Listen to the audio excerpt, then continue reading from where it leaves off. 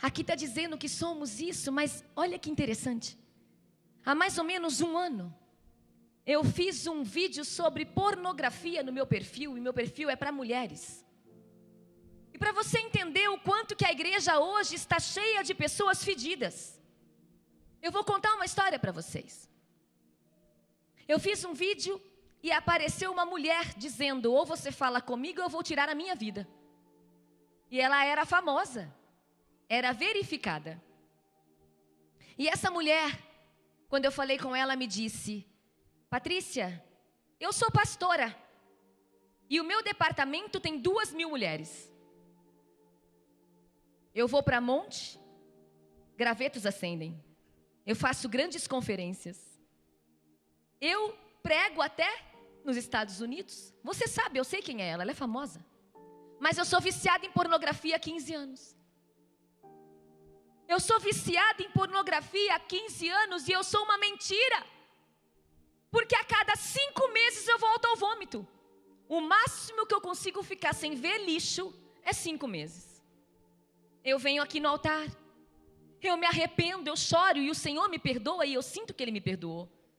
Só que não passa 5 meses, eu vou lá de novo revirar as bolotas dos porcos. E eu não aguento mais, porque a minha vida é uma mentira. Só que eu não tenho controle disso. E quando ela disse isso, eu fiz uma enquete no Instagram. E nessa enquete, eu perguntei quem tinha problemas na área de imoralidade sexual. Acredite se quiser, 70% das mulheres disseram que sim. Mas dessas 70%, 2.000 eram líderes. 2.000 mulheres líderes. Mulheres que ministram, que oram, que intercedem, mas que têm vício na pornografia. Mais de 2.000, e a gente, claro, ajudou, catalogou tudo, colocou num grupo para ajudar, tudo certo. E depois eu vim saber, a maioria delas haviam sido abusadas, e a outra maioria era o marido, obreiro, cristão, que obrigava ela a ver, para se satisfazer. Mulheres que estavam sendo vítimas de algo que o marido trouxe. E ela casou com ele e não sabia e teve que assistir. Porque lá é assim que funciona. Mulheres aprisionadas em pornografia, mais de 2.000. E aí eu fui orar porque eu fiquei estarrecida com o tamanho da sujeira que eu ouvi. Gente, vocês não têm noção do que é você abordar um assunto como esse na internet. Vocês não têm noção do que eu recebo. Coisas terríveis de líderes, de gente da igreja. Por isso é que eu entendo quando o Senhor fala que muitos dizem: Senhor, mas eu expulsei demônios em teu nome. O que adianta ter dom? O dom é irrevogável, ele está aí, você recebeu. Mas a presença, ó,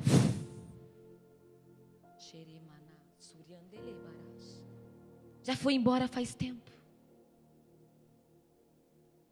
E aí, eu fui orar e o Senhor me levou em Efésios 5,18. Que diz: não vos embriaguem com vinho que leva à libertinagem, mas enchei-vos do Espírito. E Ele começou a dizer: filha, ministra onde você for essa palavra. Não importa que seja igreja do coque ou não do coque. Você vai falar isso aonde você for. A minha igreja precisa voltar ao primeiro amor. A minha igreja precisa voltar às práticas da igreja primitiva. Aonde foi que nos perdemos? Que eu fiz um vídeo falando que eu jejuo. Que eu estava querendo jejuar 3 dias, que era o meu sonho, que o máximo que eu conseguia era 24 horas. Sabe o que eu ouvi? Credo, que evangelho antiquado, quem jejua hoje? Jejum é antiquado, igreja. E o Senhor dizia: a minha igreja tem que ser dependente de mim como é dependente da água. Oração de jejum, oração e jejum. E aí eu voltei então a falar sobre a oração da madrugada. Porque eu oro de madrugada desde quando eu me conheço por gente. E a oração da madrugada tem um segredo. Não é que a fila é menor.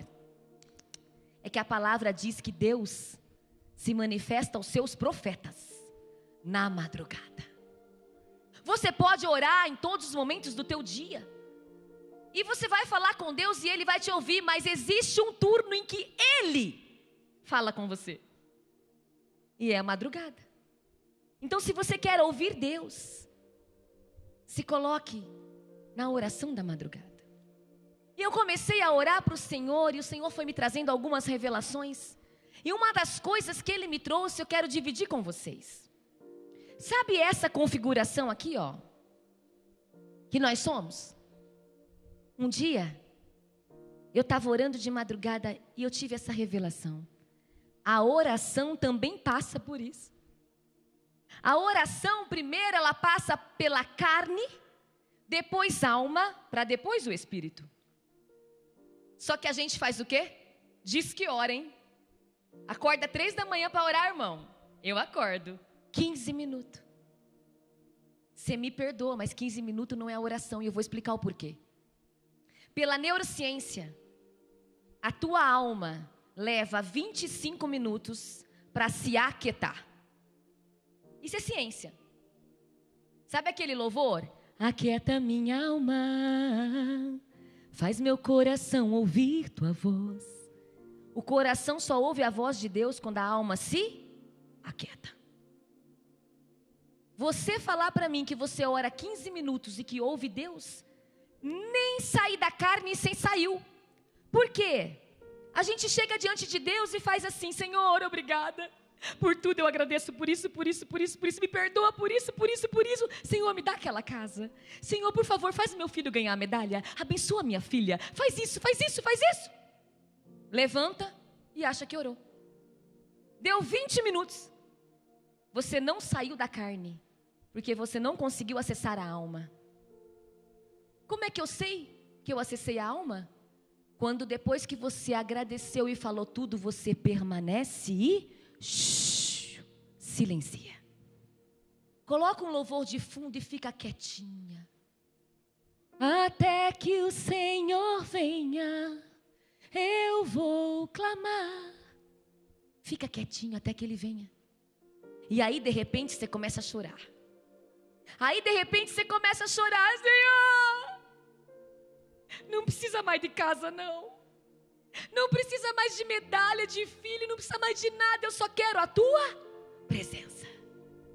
Quando vem o quebrantamento, aí sim, você submeteu a tua alma ao Espírito. E aí você tem a conexão com o Espírito e Deus ministra em você. O maior desafio da família moderna, da sociedade moderna, é não ouvir Deus. A gente ora 15 minutos e acha que isso é oração. Você tem que permanecer para ser ministrado por Ele, porque tem coisas que é Ele e você. E aí então, você começa a receber as diretrizes do céu e começa a ser cheio de poder para vencer quem? O maior inimigo da nossa alma. A palavra de Deus diz que este ser aqui é o inimigo da nossa alma. Satanás, para fazer qualquer um de nós cair, não precisa de um andaime. Não precisa te colocar lá em cima e te dar uma rasteira, não. Para ele te fazer cair, basta um psiu. Ei, não perdoa. Você tem que ter dignidade. O que aquele cara fez contigo? Pisou na bola, amigo antigo, não é digno. Não perdoa. Ei, qual é o problema de você olhar uma mulher bonita? É bonito mesmo, tá aí para ver. E outra, tua mulher nem tá se cuidando, tá relaxada. Se ela ainda se cuidasse. Ou então você, mulher, ei, qual é o problema de você receber um elogio do personal? Um elogio no teu trabalho? O teu marido é um ogro, um grosso, não te elogia. E a palavra de Deus diz que Ele tem que amar você como Cristo ama a igreja. Se Ele não te elogia, deixe que outro fale. Ele está deixando a janela aberta. Não tem problema. Recebe o elogio e vai ser feliz. O problema do elogio é que ele é um anzol. Quando você morde, você morre. Sabe por quê? Dezenas de mulheres me procuraram um dia dizendo: eu caí em adultério por conta de um elogio. O diabo me fez cair em adultério. E essa palavra é para todos vocês. Diabo não faz ninguém cair em adultério. O diabo apenas sopra aquilo que você carrega, o fedor e o cocô que você tem. O único poder que ele tem é soprar aquilo que você ainda não entregou no altar, não deixou cicatrizar. Estamos cheios de cocô do passado, vulneráveis à voz do inimigo que está ao nosso derredor. Ele está ali buscando a quem possa tragar, só que ele não vem com algo novo, não. Ele vem apenas com o lixo que você carrega, com o lixo que você tem e que ninguém sabe, que ninguém pode saber porque você está na igreja. O inimigo tem agido sutilmente, principalmente nas mulheres com relação à carência afetiva. Agora a nova onda é o tal do dorama.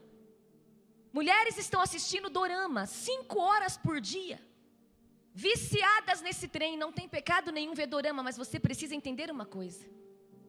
O dorama tem um homem perfeito, tanquinho, que anda com guarda-chuva no bolso. Se cair uma gota, ele está lá: minha amada. O teu marido não faz isso, porque o teu marido é real. Só que as mulheres ficam entupidas de ilusão. E o grande problema do dorama é que daqui a pouco você está olhando para o teu marido e coisas que você nem se importava, que estava tudo bem, você já começa a falar: que grosso, não vai abrir a porta do carro não? Esse homem nunca abriu e para você estava tudo certo. Mas porque viu no dorama, eu quero que abra. Mas então fale para ele.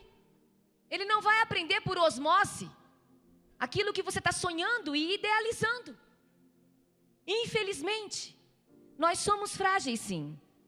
Então, um conselho que eu dou para quem é viciado em dorama e gosta de dorama: começou a sonhar com o dorama, renuncia. Não adianta falar que o dorama não te interfere, que séries românticas não te interferem. Porque se começar a sonhar, é porque já entrou no teu coração. Os desafios da sociedade moderna é que o inimigo diz que está tudo bem em qualquer coisa, é o tal do relativismo. Não tem problema nenhum usar uma roupa assim para a academia, está todo mundo assim. Não tem problema nenhum eu me comportar dessa maneira, porque todo mundo faz isso. E a gente vai esquecendo dos princípios da palavra de Deus. Sabe, existe um livro que, inclusive, depois, eu não falei do meu livro, mas eu trouxe aqui alguns livros. São poucos, porque eu vim de avião, mas quem não adquiriu ainda, esse livro chama-se Você Não É Todo Mundo. E ensina os princípios da mulher. Esse livro é para a mulher, da mulher do reino de Deus. Aqui você vai encontrar tudo o que você precisa para ser uma embaixadora do reino. E nesse livro tem esse teste, que eu quero dividir com vocês. Eu sou casada há 26 anos e eu namorei meu marido por 7 anos. Nós estamos há 33 anos juntos. Mas na lua de mel eu joguei uma cadeira na cabeça dele. Porque eu não tinha Jesus, amém? Eu não tinha Jesus, eu maiei na lua de mel. Porque eu peguei ranço. Detestava ser submissa. Que história é essa de me esconder? Eu queria andar na calçada, ele fazia assim, do lado de dentro, e eu, nossa, que insuportável. Ele não quer que ninguém me veja, que machista. Essa era eu, rixosa, insubmissa, chata, tóxica. Na lua de mel a gente teve uma discussão terrível. Depois de 7 anos de namoro, hein? Quase acabou tudo. Aí eu fui para a igreja, conheci Jesus, me converti, olha que benção. Só que daí também eu conheci esse livro, As 5 Linguagens do Amor. E esse livro me ensinou que a linguagem de amor que eu preciso para ser feliz e me sentir amada, pode não ser a linguagem dele. E aí o que acontece? Eu espero uma coisa dele e ele espera outra coisa de mim. E aí então eu descobri, por exemplo, você que gosta muito de dorama, porque é o romance, aquela coisa, água com açúcar. Eu sou uma pessoa que se ficar me adulando muito, se ele chegar em mim e ficar falando, linda, te amo, Tá gata, hein? Eu pego o ranço. Eu vou desconfiar. Que história é essa? Porque a minha realidade com o meu pai não me permite aceitar muito facilmente isso. Eu fico incomodada, eu acho que é falso. Não fica não, falando. Mas eu descobri que a minha linguagem de amor é qual? É ele chegar em mim e falar: senta aí, deixa que eu faço. Senta aí que eu lavo a louça hoje. Senta aí. Ergue a perna, mulher. Eu cuido das crianças. Nossa, meu Deus. Eu vejo um homem de 3 metros de altura assim, ó. Eu vejo uma mão desse tamanho, eu falo: ai, que ó, mão. Eu fico molinha, derretida. Não precisa falar que me ama, faça. Eu quero ver. Só que se você é uma mulher muito carente, muito romântica, você quer escutar que você está linda, que você é maravilhosa, eu te amo. E às vezes esse homem não tem esse costume, ele demonstra que te ama de outra forma. Abastecendo o carro. Você nem sabe se tem água, se tem óleo, nunca nem viu. Ele deixa um pãozinho para você de manhã. Ele busca você de moto, em dia de chuva. Olha só, isso é amor, sabia? Então cuidado com os doraminha da vida. Porque daí seu marido chega em casa, bota um bermudão, senta no sofá, aquele tanquinho natural, né? Aí ele fica lá no controle: amor, tá pronta a janta? Aí você olha para aquilo e fala: eu não quero isso, eu quero dorama. Linguagens de amor diferentes. A minha linguagem de amor é essa. Agora, você quer saber qual é a linguagem de amor da maioria dos homens? Isso aqui é palestra de casais, mas estou contando só essa deixa, eu vou continuar depois. Mas quando eu sinto que eu tenho que falar, eu falo. Presta atenção. O homem tem 2 linguagens de amor predominantes. A primeira delas, palavras de afirmação. Ele tem que ouvir que ele é o cara. Entendeu? Você tem que chegar nele e falar: viu, você viu lá na igreja? 30 homens, só você fez isso. Ele tem que ouvir que ele é o bam. Que ele é o cara. Só que a mulher rixosa, empoderada, feminista, que está cheia de feminista dentro da igreja, ela quer humilhar ele. Porque eu ganho 10 conto por mês, ele está desempregado. Aprenda uma coisa: você pode ser uma executiva e ganhar 10 conto por mês. E o teu marido está de fato numa situação difícil. Ainda assim ele tem uma coroa que você não tem. Então ó, você não pode com uma honra que foi Deus que deu. E eu tive que aprender isso a sangue. Por isso é que eu estou apta a dizer isso para você. Me diz uma coisa, minha irmã. Você consegue ou não consegue abrir um pote de azeitona? Claro, consegue. A gente enfia uma faca, né? Mas abre. Mas não é para abrir. Tá entendendo? Não é para conseguir. É para chegar no marido e falar assim: amor, abre para mim, eu não consigo. Aí ele chega assim e faz assim, ó. Aí, ó, facinho. Ele faz questão de mostrar que foi fácil para ele. Aí você já vê o peito de pombo subindo. Aí ele já dá uma abridinha na perna, ele anda assim pela casa. Essa mulher não vive sem mim. É dessa maneira. Nós temos que ser sábias, porque senão vão ser 2 leões dentro da mesma casa. Não dá para ser desse jeito. Você, mulher, precisa aprender que ele tem o governo, ainda que você não goste. Isso não quer dizer ser capacho. Isso não quer dizer ser humilhada. Porque ele tem que saber da responsabilidade dele de proteger, de cuidar. Mas sabe o que eu tenho percebido? Que mulheres estão castrando a masculinidade do homem. Infelizmente, a mulher tem esse poder de manipulação muito forte. Então ela começa a seguir a tendência e começa a colocar na cabeça desse homem que ele é machista, que está tudo normal. E logo ela torna ele um bananão. A própria mulher. Porque você faz tudo. Deixa esse homem trabalhar um pouco. Ai, mas filha do céu, se eu não fizer, ele não faz. Realmente o homem não está no nosso tempo. Realmente. Nós que somos muito agitadas, a gente é capaz de chegar no marido que está lá assistindo futebol e falar assim: vai lá buscar pão para as crianças. Vai buscar pão para as crianças, eles estão com fome. O que ele vai falar para você, irmã? Já vou. Só que o já vou dele é esperar acabar pelo menos o primeiro tempo, correto? O que tu faz? Espera 30 segundos, ele não levantou. Você enfia 3 guri no carro. Bate a porta, pá! Vai buscar pão. Volta com 2 fuços fervendo. Dá comida para essas crianças. De repente ele vem. Amor, quantos pão é para buscar? Você fez um escândalo, bateu a porta do carro e ele nem viu. Por quê?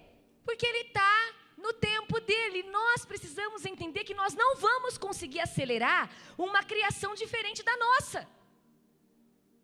A sabedoria está em a gente entender que temos que renunciar. Por que essa palavra, às vezes, a mulher que é tão independente não gosta e fica assim, ó? Porque, infelizmente, quando eu falo para mulheres com homens juntos, não é porque eu estou desvalorizando você. É porque nós temos o poder aqui, ó, de destruir, de edificar. Está na tua mão salvar o teu casamento. Quanto mais você critica, quanto mais você desvaloriza, mais você será atacada.